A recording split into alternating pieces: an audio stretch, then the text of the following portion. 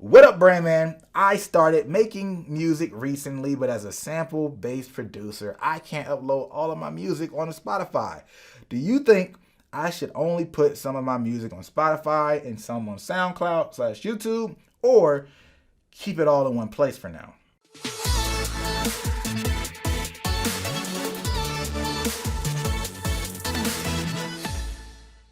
All right, so there's questions. This is why I mentioned brandmannetwork.com actually, right? Where we can get into the details. I don't know enough to really answer this question like I want to, so I'm going to make a couple of assumptions, LUCA, right? There's two scenarios. You said you're a sample-based producer, right? So there's the production answer just as a producer, or are you also saying you produce, but you produce music for yourself as an artist as well? So then there's an artist answer we're more so answering. I'm going to start with the producer answer. As a producer, tell me what your goal is, right? That's what I would ask you, right? But let's say if you're a producer and your goal is to build your own following where people are listening to your instrumentals as a thing, like they do with a lot of lo-fi producers or a lot of EDM producers, and you're trying to build some kind of brand, Spotify, Apple Music, that can have some relevance, right? However, if you're not trying to do that and it's more of a placement game or more just trying to get out to or even just selling and leasing beats, then I would use SoundCloud, YouTube, BeatStars, create some kind of funnel. I would go that route. I wouldn't care about Spotify or Apple Music. Only if I'm trying to build my face brand where people are consuming my beats directly versus music in general. I wouldn't care about Spotify if I'm just trying to get placements. Now, if you're trying to get on Spotify, then push the songs on Spotify and Apple Music that are not samples, and then the other stuff just exists on SoundCloud. And I would still try to push the ones I can make music off of over on Spotify. Hopefully, the ones that are on SoundCloud, if there's some heat over there, then try to get attention with that, and then hopefully get to a point of leverage at some point where I can pay for the sample and get it on to SoundCloud. On Spotify, all that stuff. That's scenario number one. If you're a producer, that's where I'm coming from.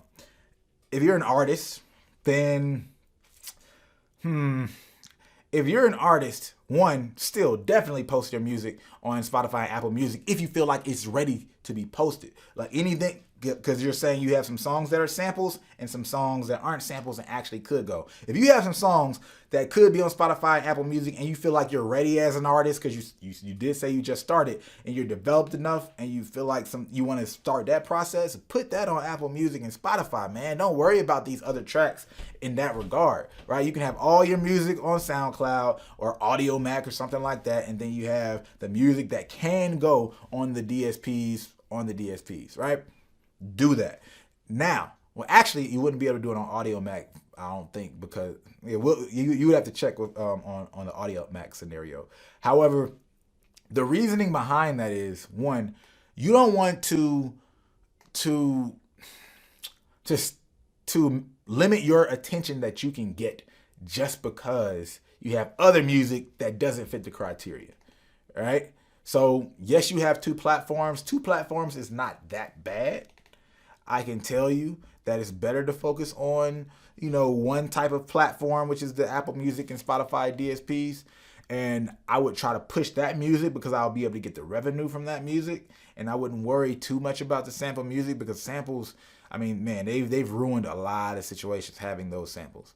All right. But if you feel like you have some music that sampled that really is some heat, yet again, this is now just as an artist, not a producer, I would post it on YouTube.